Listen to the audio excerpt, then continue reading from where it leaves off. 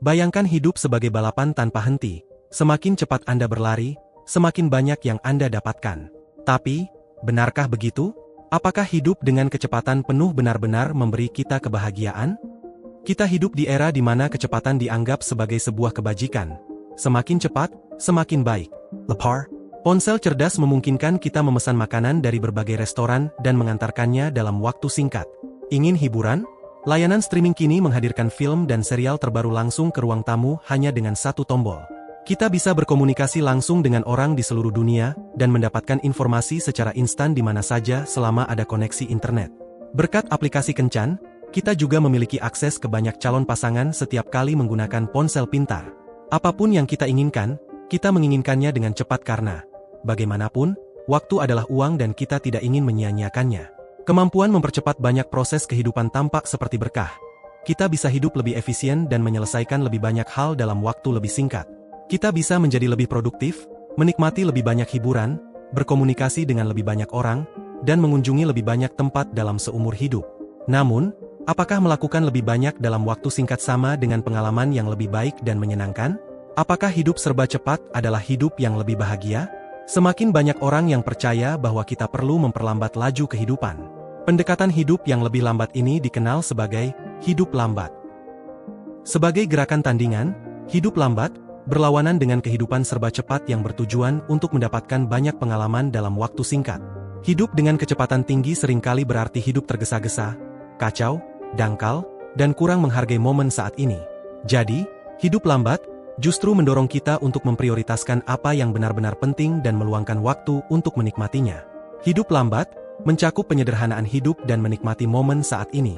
Ketika kita mencoba mendefinisikan hidup lambat secara teoritis dan praktis, kita akan menemukan banyak interpretasi dan cara untuk hidup lebih lambat. Jadi, tampaknya, hidup lambat terbuka untuk ditafsirkan. Namun, nilai-nilai seperti kesederhanaan, keseimbangan, intensionalitas, dan perhatian penuh tampaknya menjadi unsur yang berulang dalam ekspresi hidup lambat. Selain praktik gaya hidup, apakah ada landasan filosofis yang mendasari hidup lambat? Gagasan untuk memperlambat kehidupan bukanlah hal baru. Misalnya, pemikir seperti Henry David Thoreau dan Arthur Schopenhauer lebih menyukai hidup lambat. Video ini tidak hanya mengeksplorasi gaya hidup lambat, dan cara mempraktikannya, namun juga beberapa refleksi filosofis yang mendukung gagasan hidup lambat. Kemampuan mempercepat aspek-aspek kehidupan dan memasukkan sebanyak mungkin pengalaman dalam satu kehidupan terdengar seperti pengayaan. Semakin banyak pengalaman, semakin baik. Selain itu, dengan melakukan berbagai hal lebih cepat, kita dapat menjalani hidup lebih efisien dan menyelesaikan lebih banyak pekerjaan dalam waktu lebih singkat. Namun, peningkatan kecepatan ini memiliki kelemahan. Semakin banyak pengalaman yang kita miliki, kualitasnya akan berkurang. Saat kita terus-menerus terburu-buru, kita mungkin tidak punya waktu atau ruang mental untuk terlibat sepenuhnya dalam aktivitas yang kita ikuti. Kita mungkin terburu-buru saat makan, mengobrol, atau aktivitas lain tanpa benar-benar menikmatinya, sehingga membuat aktivitas tersebut terasa kurang menyenangkan atau memuaskan. Selain itu, jika kita selalu terburu-buru, kita mungkin kehilangan detail atau nuansa penting dalam pengalaman kita. Misalnya, saat terburu-buru melewati pameran museum, kita mungkin tidak meluangkan waktu untuk mengapresiasi setiap karya seni atau membaca deskripsi yang menyertainya, yang dapat mengurangi pemahaman dan kenikmatan kita terhadap pameran secara keseluruhan. Menjalani hidup dengan langkah cepat juga dapat menyebabkan rangsangan berlebihan atau kewalahan, terutama jika kita terus-menerus berusaha menyesuaikan diri dengan pengalaman sebanyak mungkin. Ketika selalu bergerak, kita mungkin tidak memberikan waktu senggang atau ruang yang cukup untuk memproses pengalaman kita, sehingga pengalaman tersebut terasa kurang bermakna atau berkesan. Kita mungkin berpikir bahwa kita telah mengalami banyak hal, namun sebenarnya kita mengalami banyak hal secara dangkal dan, seringkali, hampir tidak memperhatikannya. Kurangnya perhatian ini dapat berdampak negatif pada kebahagiaan kita. Misalnya, ketika kita terus-menerus terburu-buru dan tidak sepenuhnya terlibat dengan lingkungan atau pengalaman kita mungkin kehilangan momen-momen kegembiraan atau kepuasan. Kita mungkin tidak meluangkan waktu untuk menghargai hal-hal kecil yang bisa memberi kita kebahagiaan, seperti menghabiskan waktu bersama orang-orang terkasih, menikmati indahnya matahari terbenam, menyantap makanan lezat, atau sekadar merenungkan pengalaman masa lalu yang memberi kita kegembiraan. Bertindak cepat ada konsekuensinya, dapat membahayakan kesehatan mental dan kesejahteraan kita. Ketika kita terus-menerus bergerak dan tidak meluangkan waktu untuk mengurus diri sendiri, kita mungkin merasa lelah, cemas, atau depresi. Selain itu, Kita mungkin terlalu fokus dalam mencapai tujuan atau menyelesaikan sesuatu sehingga mengabaikan hal-hal yang benar-benar memberi kita kebahagiaan dan kepuasan, yang seringkali sederhana dan mudah diperoleh. Di dunia yang menghargai produktivitas dan budaya hiruk-pikuk, memperlambat dan mengambil langkah mundur mungkin tampak berlawanan dengan intuisi. Namun, hal ini dapat menghilangkan stres dan kekacauan yang mengaburkan apa yang sebenarnya kita cari. Perasaan yang digambarkan sebagai kepuasan, kegembiraan, dan kebahagiaan. Jadi, apa yang dikatakan para filsuf masa lalu tentang memperlambat kehidupan agar bisa menikmatinya dengan lebih maksimal? Filsuf Yunani kuno Epicurus mengajarkan hidup sederhana, menikmati kepuasan dengan sedikit daripada mengejar kesenangan sia-sia tanpa akhir. Filosofinya menunjukkan bahwa hal-hal yang kita butuhkan untuk hidup bahagia, seperti makanan sederhana, tempat tinggal, dan ketenangan, mudah didapat. Bagi Epicurus, kesenangan terbaik adalah yang statis. Kesenangan karena keinginan kita terpuaskan, tidak lagi membutuhkan atau menginginkan. Namun, kenikmatan yang bergerak bersifat sementara dan cepat berlalu, seperti hiburan, makanan, dan persetubuhan. Epicurus yang memprioritaskan kesenangan statis daripada kesenangan bergerak relevan dengan konsep hidup lambat, karena menekankan pentingnya mengambil pendekatan hidup yang lebih disengaja dan penuh perhatian. Dalam hal ini, selektif terhadap pilihan kesenangan.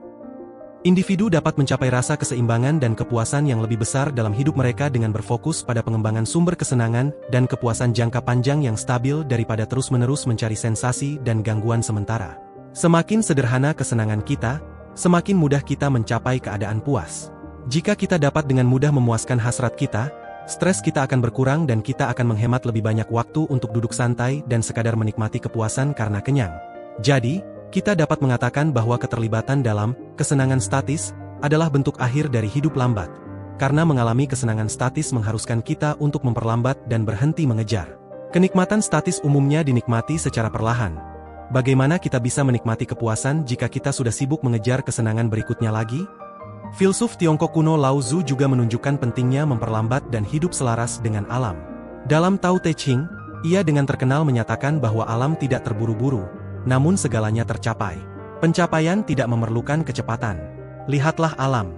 Proses alami seperti pertumbuhan tanaman atau pembentukan sungai berlangsung cukup lambat, namun hasilnya tidak dapat dibohongi. Namun jika kita memaksakan sesuatu, mencoba mempercepatnya dengan cara yang tidak wajar, kita hanya akan mendapat masalah, menurut sudut pandang Taoisme. Jadi, tindakan terbaik adalah mengikuti arus alam dan membiarkan segala sesuatu mengalir dengan sendirinya. Mengikuti aliran alam mengarah pada keadaan yang disebut Wu Wei, yang berarti bertindak tanpa memaksa. Wu Wei, yang sering diterjemahkan sebagai tidak bertindak, tidak berarti kita harus menjadi pasif dan tidak melakukan apapun, melainkan kita harus bertindak tanpa berusaha memaksakan kehendak kita sendiri terhadap alam atau mengganggu tatanan alami.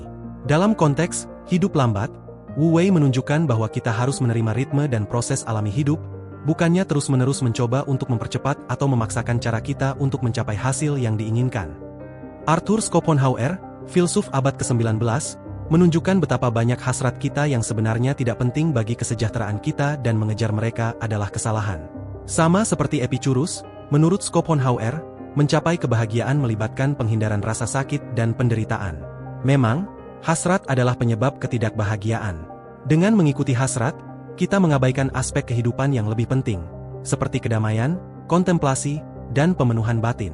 Schopenhauer juga menekankan pentingnya perhatian penuh, menyarankan kita untuk fokus pada apa yang terjadi di sekitar kita saat ini dan sekarang, bukannya terlalu sibuk dengan masa lalu atau masa depan.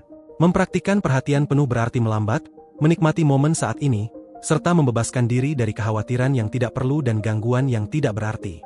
Mengabaikan kesenangan luar yang sementara dan lebih memilih kesenangan yang lebih dalam, kita dapat menikmati perasaan lebih tenang dan lebih puas secara keseluruhan. Pandangan Schopenhauer menunjukkan bahwa kita perlu memperlambat hidup agar bisa sepenuhnya merasakan pengalaman, bukannya terjebak dalam pengejaran yang konstan dan berlebihan yang akhirnya hanya membawa lebih banyak ketidakpuasan. Sejauh ini, refleksi kita berdasarkan ajaran para filsuf tersebut menunjukkan bahwa hidup lambat memungkinkan kita untuk mengalami kehidupan secara lebih mendalam dan penuh makna. Dengan memprioritaskan kesenangan statis, memperlambat hidup, menyederhanakan, menjalani kehidupan yang penuh perhatian, serta selaras dengan ritme alam, kita dapat merasakan rasa kebahagiaan dan pemenuhan yang lebih besar. Dengan demikian, hidup lambat bukan hanya tentang mengurangi kecepatan hidup secara harfiah, melainkan juga tentang menciptakan ruang bagi hal-hal yang benar-benar penting dan memiliki nilai yang lebih dalam. Bagaimana jika kita mempraktikkan hidup lambat dalam kehidupan kita sehari-hari? Kita bisa memulainya dengan menyederhanakan kehidupan dan fokus pada apa yang benar-benar penting bagi kita. Misalnya, kita dapat mengurangi penggunaan media sosial dan teknologi serta meluangkan waktu untuk beristirahat, menikmati makanan, atau berinteraksi dengan orang-orang yang kita sayangi. Kita juga bisa memperlambat aktivitas sehari-hari, seperti makan lebih lambat, berjalan lebih santai, atau bahkan meluangkan waktu untuk merenung dan bersyukur atas apa yang kita miliki. Selain itu, kita bisa mencoba untuk lebih menghargai momen saat ini, misalnya dengan mempraktikkan perhatian penuh, mindfulness, atau meditasi. Dengan memfokuskan pikiran kita pada apa yang sedang kita lakukan atau alami saat ini, kita bisa lebih menikmati dan menghargai setiap momen, serta mengurangi stres dan kecemasan yang disebabkan oleh pikiran yang terus-menerus melompat dari satu hal ke hal lain. Secara keseluruhan, dengan mempraktikkan hidup lambat, kita bisa menciptakan hidup yang lebih tenang, bermakna, dan bahagia. Kita bisa menikmati lebih banyak momen kebahagiaan dan kepuasan serta menjalani hidup dengan cara yang lebih penuh perhatian dan sengaja. Hidup lambat bukan hanya tentang mengurangi kecepatan hidup kita secara fisik, namun juga tentang menciptakan ruang bagi hal-hal yang benar-benar penting dan berharga, serta menjalani hidup dengan cara yang lebih selaras dengan alam dan diri kita sendiri. Dengan begitu, kita bisa mencapai kebahagiaan dan kesejahteraan yang lebih mendalam dan bertahan lama.